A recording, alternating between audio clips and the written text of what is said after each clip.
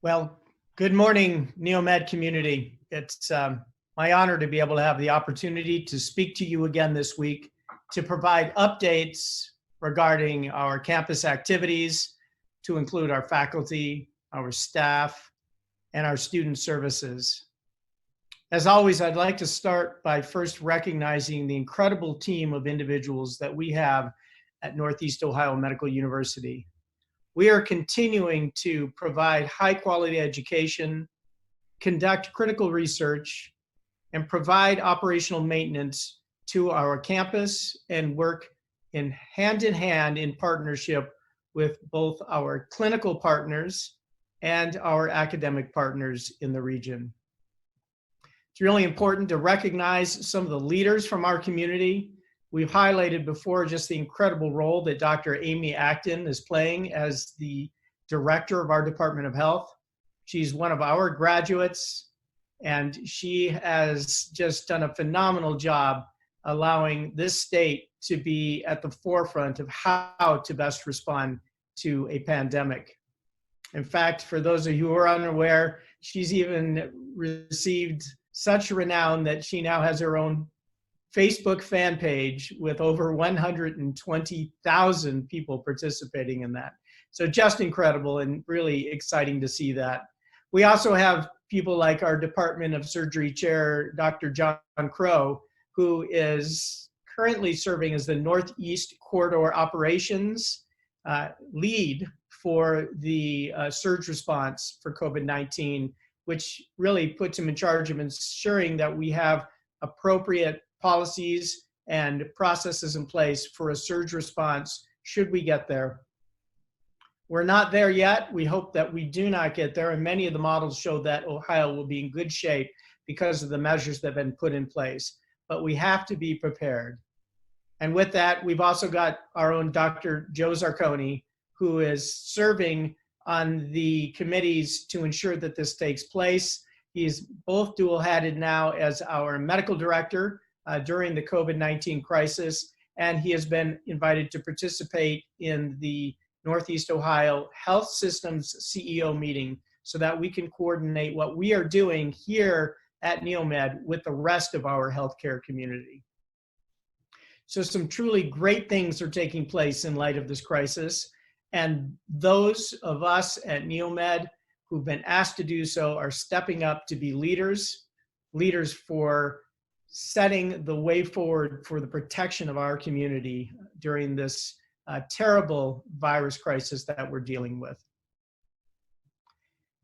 I also want to send a special thought out to everybody to thank them for just how rapidly you've allowed us to really continue to do what we are tasked with as a university on a day-to-day basis.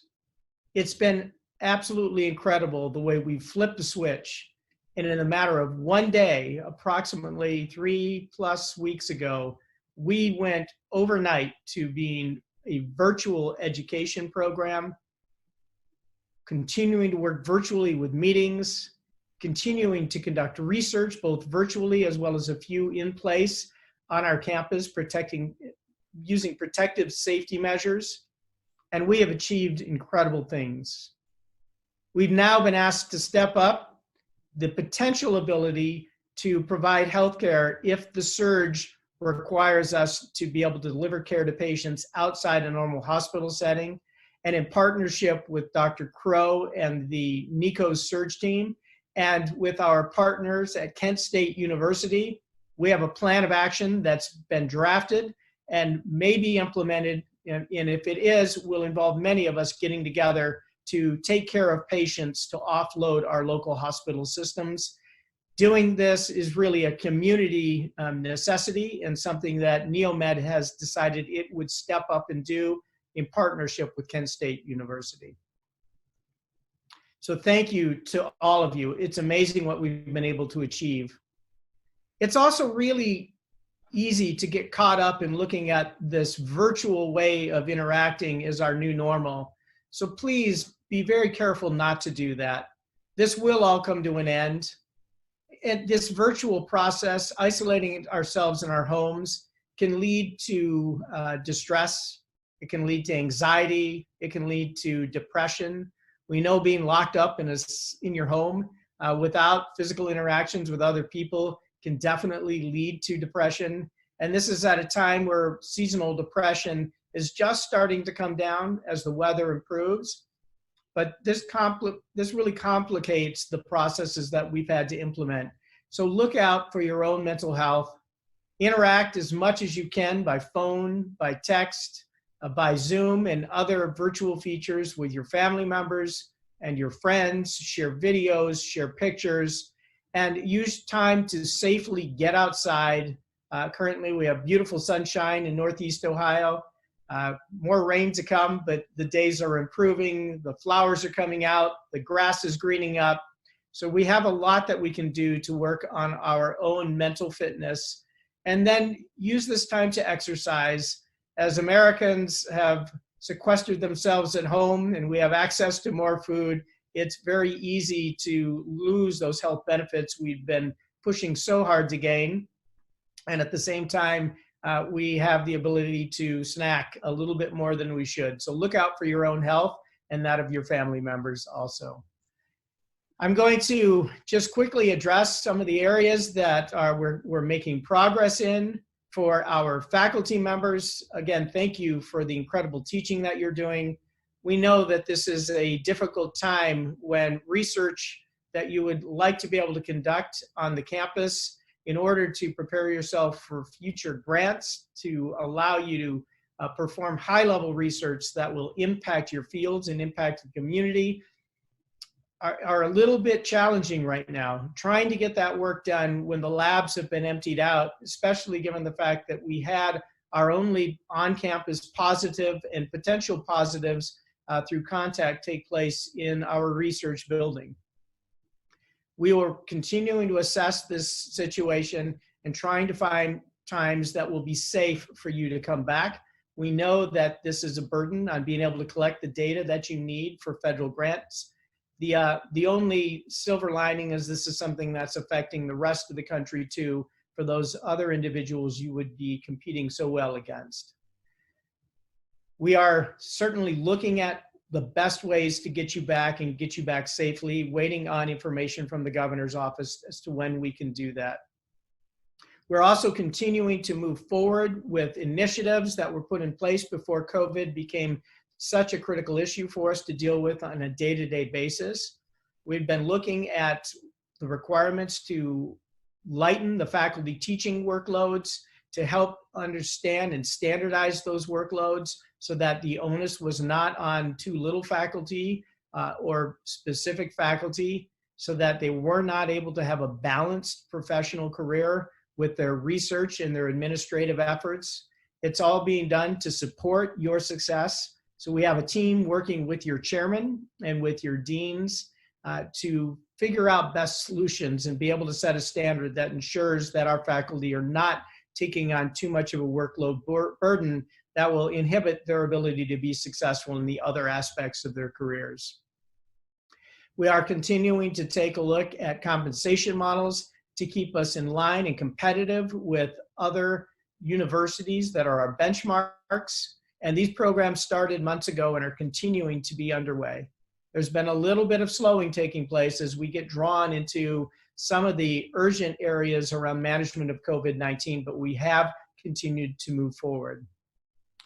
For our students, many of you are going to be graduating in just 3 weeks, and although it's a challenging time and maybe not the way you would have seen these times evolving for your celebrations, we are committed to getting you graduated, to making you physicians and researchers and pharmacists, and that time is coming very, very rapidly.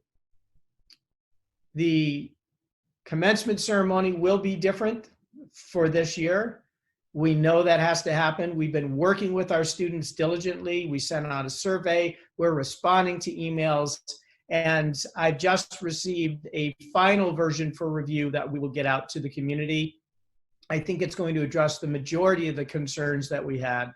We know that we need to move to something virtual because we've been mandated by the state not to convene people together. But we have to do so in such a way as to be able to make it most beneficial to the greatest number of people. So our current plan is to do it in a way that allows our students to share the joy of commencement and don their regalia in their home environments, to be able to share actively through Zoom with their fellow graduates, and at the same time give it a sense of a full production very similar to the commencements that we're used to. So stay tuned. We'll continue to update you with this, but everything we've done has been in response to the needs of our students. And our intent is also to do another formal celebration for our graduates who are available coming in late July. Like most universities have either shut down their commencements or they've moved them. Our challenge with moving them is about 48% of our medical school graduates and about 20% of our pharmacy graduates will move out of state. And because of that, they won't be here and available to participate in one formal delayed commencement ceremony. And many of our graduates who do stay in the state will be incredibly busy on the clinical front, taking care of either a continuing COVID-19 crisis or dealing with the aftermath of it, where many elective and semi-elective cases have been pushed off.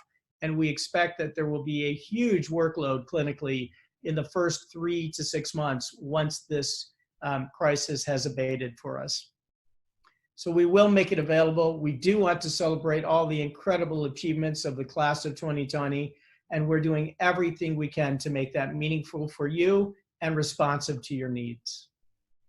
Getting to the issue that we realize mental health and mental wellness are so critical, and these times can be very challenging, incredibly challenging. And there are stresses that our students and our faculty who are in the clinical areas are going through that we normally don't see. We've all been dedicated to the field of medicine and pharmaceutical practice, taking care of patients on the front lines. But now we're in a rare circumstance where we have to worry if whether we go in to do that when we're called upon, is that going to put us at risk? Is that going to put our family members at risk? I've had emails concerned from students that they live with family members who are immunosuppressed or who are in other at-risk categories. And how do they justify and balance the need to go in and take care of the broader community?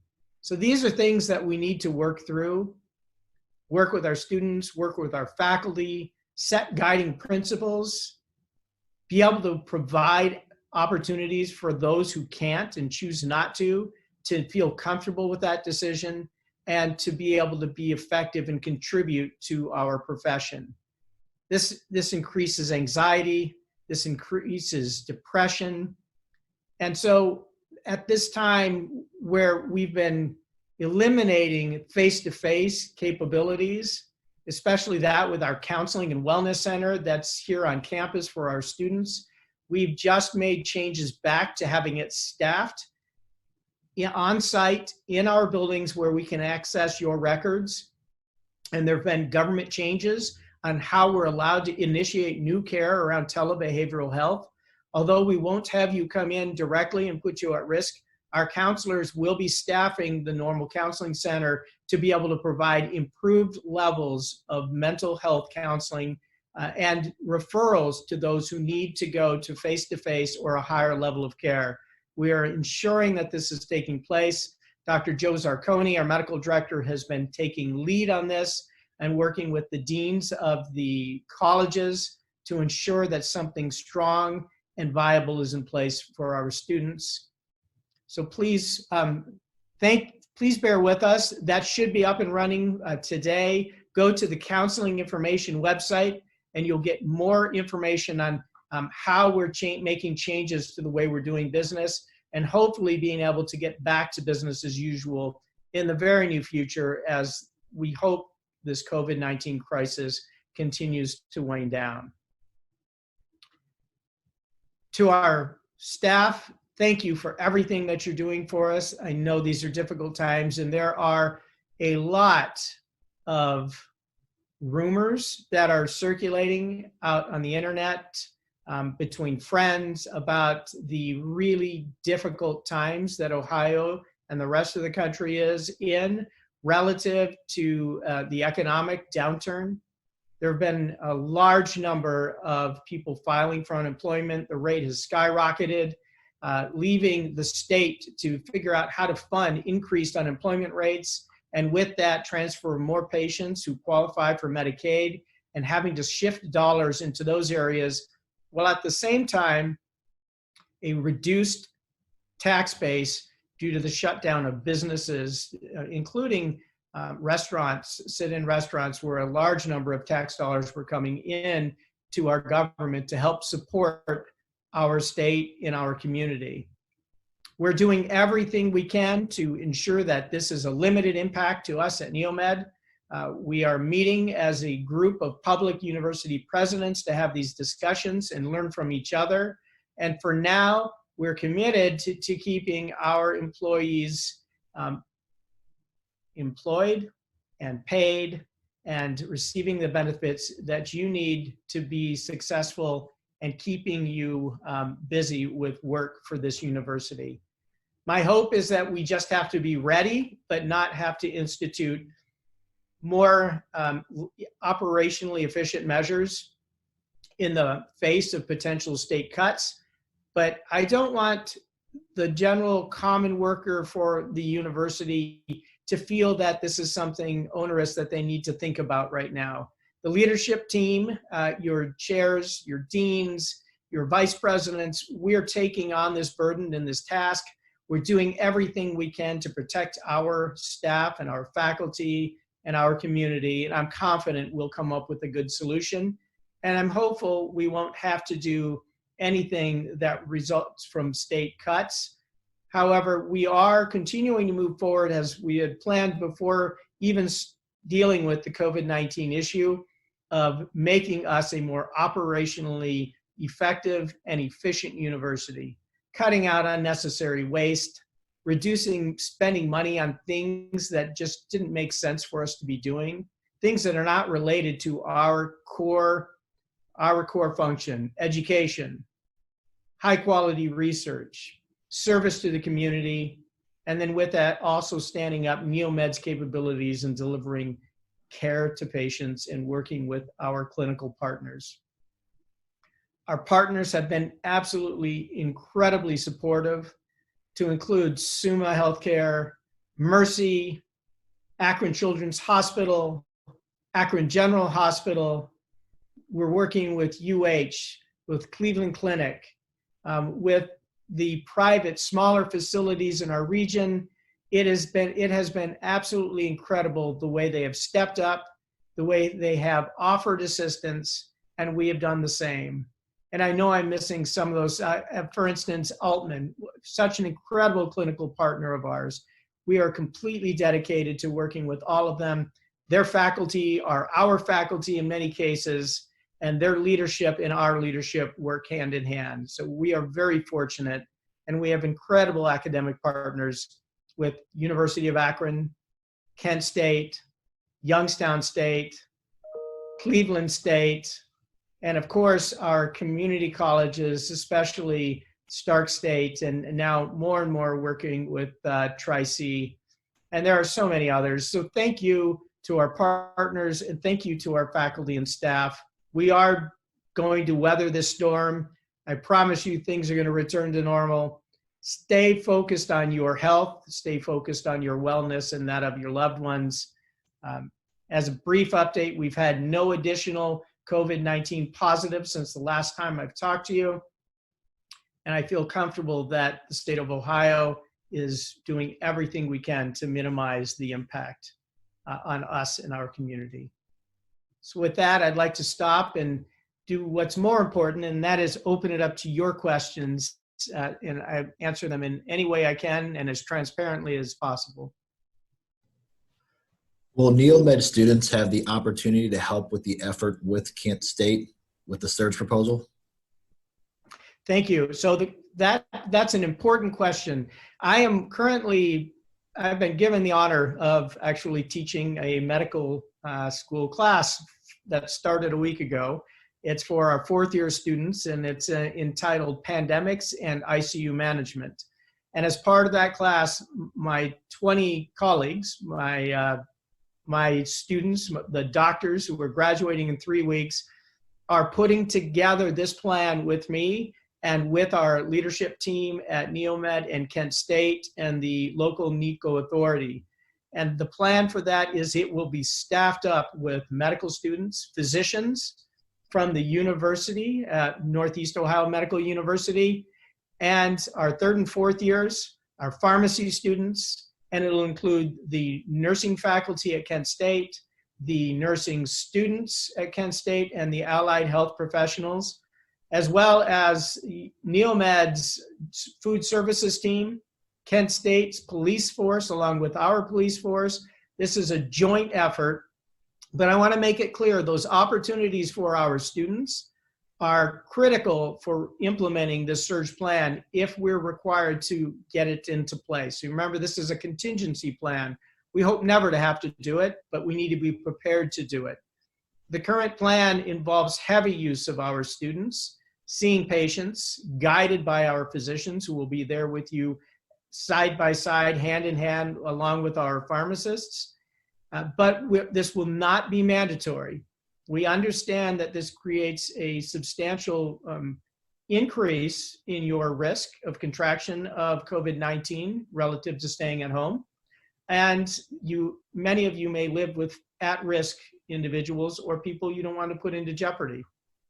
So it will be voluntary only, and we will work with those who are interested in getting involved and call on you if that time comes. We also are looking at ensuring there are extra dorms available for our students and faculty who participate in the event that you wish to be involved in care but don't want to go home during that period of time, risking bringing any potential infection back to those you live with. So stay tuned as this continues to evolve, but right now we are drafting a plan that heavily involves utilization of our clinical students. Will the virtual graduation happen earlier than May 2nd? Currently, the virtual graduation is expected to happen on May 2nd, as was scheduled.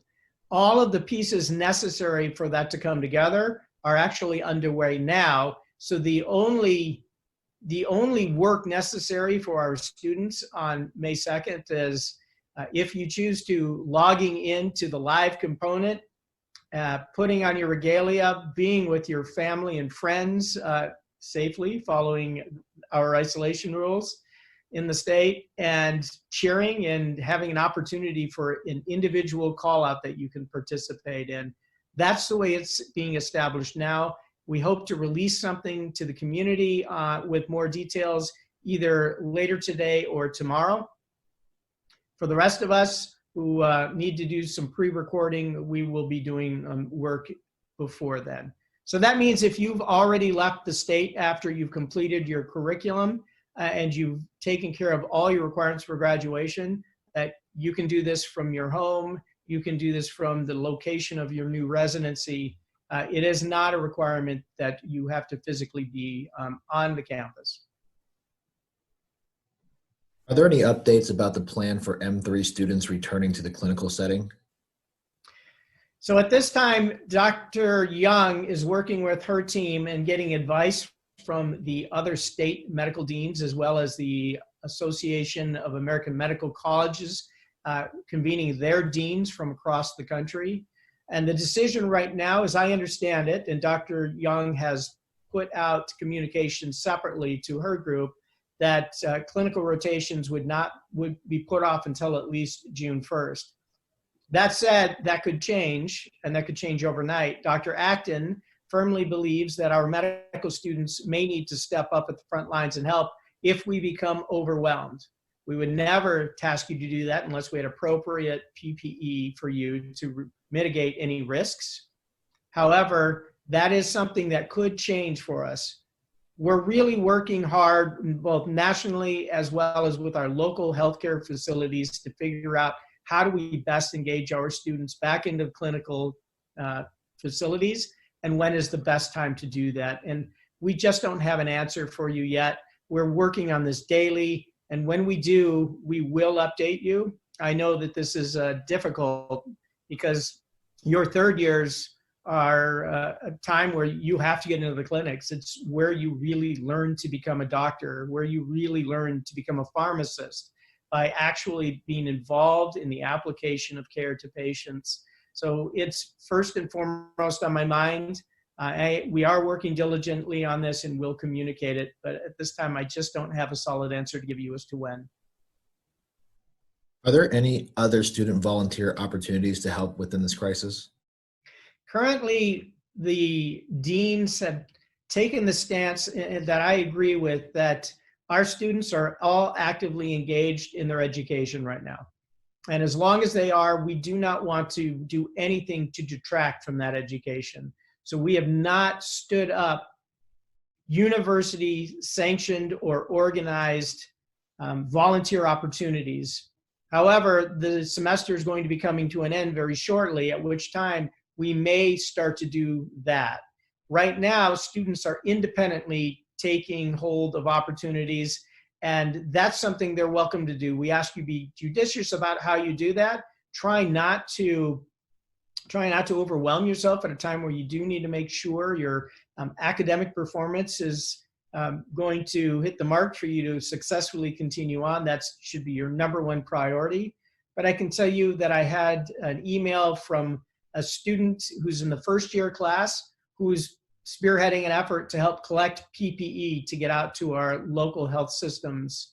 And she reached out to me. I've connected her with Dr. Zarconi, and my understanding is that they're moving forward with that. I've got another student who's in my fourth year pandemics and ICU course who is working from out of state, I believe as of today. She has volunteered her time doing screening intakes in a clinic area in New York.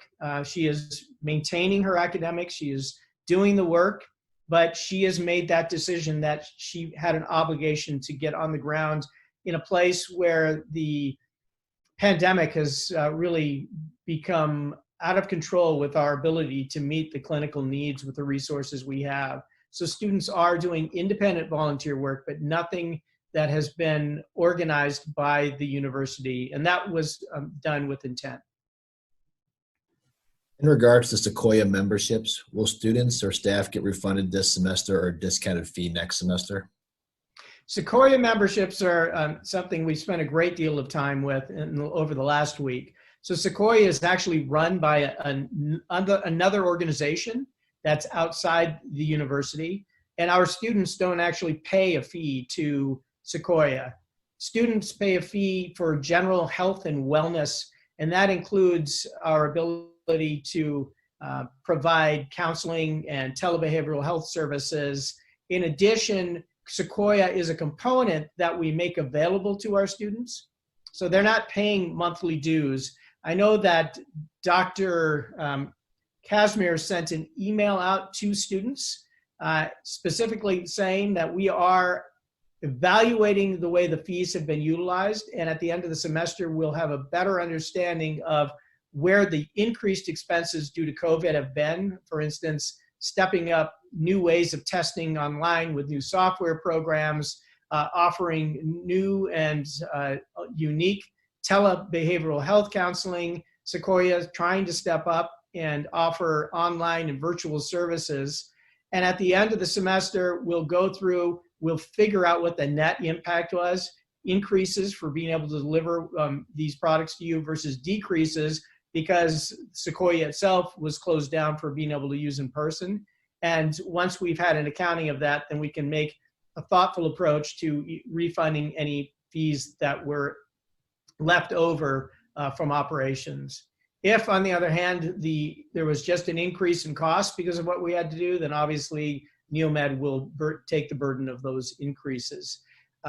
As far as faculty goes, that's something that would be dealt with directly with Sequoia, and I know they're supposed to be reaching out to their members. So their members that they refer to are the dues-paying members who have a contract with Sequoia directly, whereas the students don't have dues that they're paying. The university's just arranged to be able to allow them to use those facilities, and part of the generalized fee, we pay a lump sum to them. And we are looking at that. Unfortunately, right now, don't have an answer for you, but we are working on that. I've had separate meetings at least 2 times over the course of last week, specifically with the Sequoia team and our HR and finance team here on campus. So again, please wait for some information for Sequoia for dues paying members. For the students, we have sent out a letter through Dr. Kasmer, and we'll continue to update you as information becomes available. There are no further questions. Great. Well, thanks to all of you again for helping us really stand this up, continue to perform well as a university. We just need you to continue to be part of the solution, great members of our team as we get through the next 3 weeks and get our students in our 4th years graduated, get ramped up with the new semester starting very soon for our 3s and for soon to be 4s, and our 2s who will soon be 3s. We are continuing to do virtual education until we've figured out when we can get clinical care back in place. And in the meantime, we've created some pretty interesting and unique educational programs that weren't available to you before that have many positive pieces to them. So thank you. Thank you to our staff. Thank you to our faculty. I will update you again next Monday unless something more urgent comes available, in which case we will let you know as soon as possible, and I'll use this venue again as a way to share with our community. Thank you.